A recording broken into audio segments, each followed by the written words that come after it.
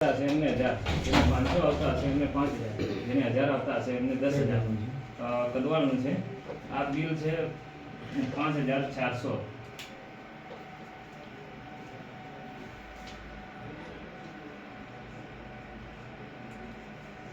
બીજા પણ છે બરોબર.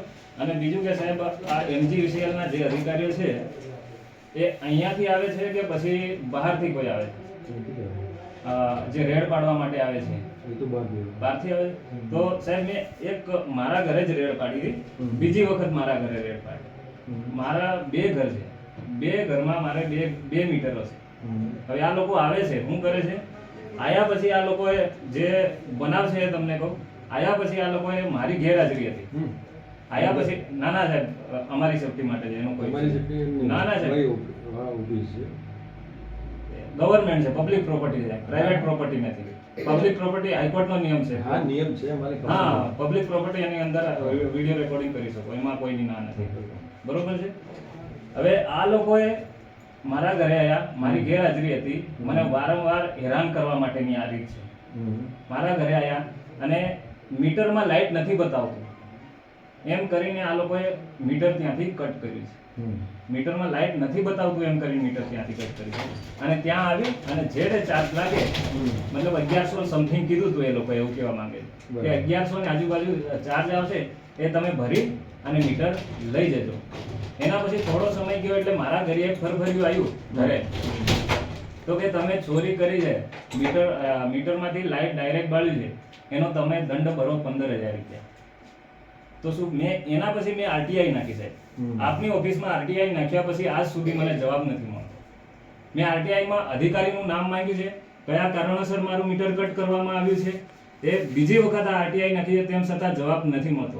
અને શું એ અધિકારીઓને એટલો રાઈટ છે કે મારા ઘરમાં આવી અને મારી કે મારા ઘરના વ્યક્તિની પરમિશન વગર અંદર ઘૂસી જવાનો એમનો અધિકાર છે? મીટર સુધી તો જઈ શકે. મીટર સુધી જઈ શકે કેમ? અંદર મીટર હોય તો અંદર ડાયરેક્ટ ભરાઈ જાય. મીટર જો એમની ઓળખાણ આપવાની જરૂરી છે કે નહીં? ઓળખાણ આપે. હા, તો ઓળખાણ બિલકુલ નથી આપતા સાહેબ.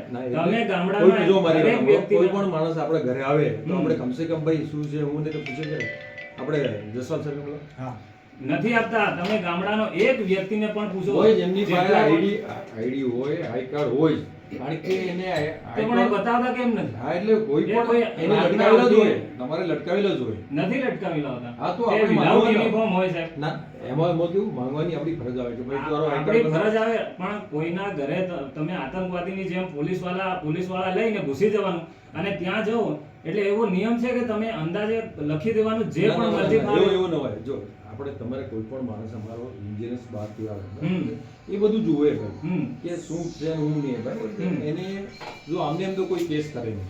મારી વાત સાંભળો સાહેબ, મારા ઘરે 2 કેસ થયા. હું બીજાની વાત જ નથી કરતો. મારા ગામમાં અનેક કેસો થયા છે, પણ મારા ઘરની જ વાત કરું તો એ લોકો તમે કેટલો લોડ વાપરો છો, શું કરો છો, એ માહિતી આપતા જ નથી બિલકુલ. અને એ પોતાની રીતે મનમાની તેમ કરી નાખીને જતા રહે છે. ના એવું ન હોય. ભણે છે સાહેબ, એવું ના હોય એમ તમે કઈ રીતે કહો છો? જો આમાં કેવું હોય કે જેટલો લોડ હોય ને તમે મીટર અંદર આયા અંદર બરાબર, અંદર આયા પછી એ તમારો જે પંખો છે ટ્યુબલાઇટ એ બધું પણ નથી. કોઈને ઇન્ફોર્મેશન આપતા જ નથી કરતા.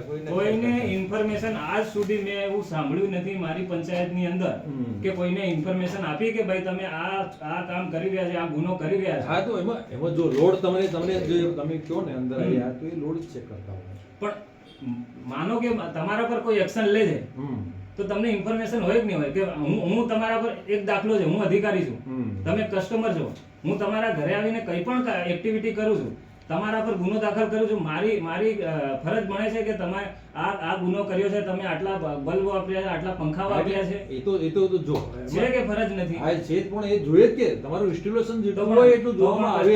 કસ્ટમરને ઇન્ફોર્મેશન ના આપી શકે? હા, તો એ તમને એક સીટ બી આપે. નથી આપતા, કશું જ નથી. આપણને ત્યારે ખબર પડે જ્યારે આપણા ઘરે ટપાલ આવે. બાકી ગુનો નોંધ્યો છે એવી કોઈ માહિતી જ નથી હોતી. ના આમાં શું છે કે જે તે વખતે આપણે ઘરે છીએ બરાબર, કોઈ પણ અધિકારી કે કોઈ પણ આવે ત્યાં બરાબર આવે એટલે શું કરે કે એ બધું ચેક કરે. એમને એવું લાગે કે ભાઈ આ મીટરનો વાયર અહીંયા ગયો, આ મીટરમાં ગયો, અહીંથી વાયર કંઈ પણ મીટરમાં એવું લાગે કે તમે કંઈક કર્યું છે તો જ એ કેસ કરે, બિલકુલ બાકી તો નહીં કેસ સાહેબ, બિલકુલ નહીં. મારા ઘરે તો અમે છેડા કર્યા હોય તો મારા ઘરે મીટર અને અમારા હવે- લાઇટ બિલ કેમ આવે? હા એટલે એ તો જો અહીંયા શું છે કે આ લોકો બધે આપણે તમારા ઘરે એટલે ચેકિંગ ના હોય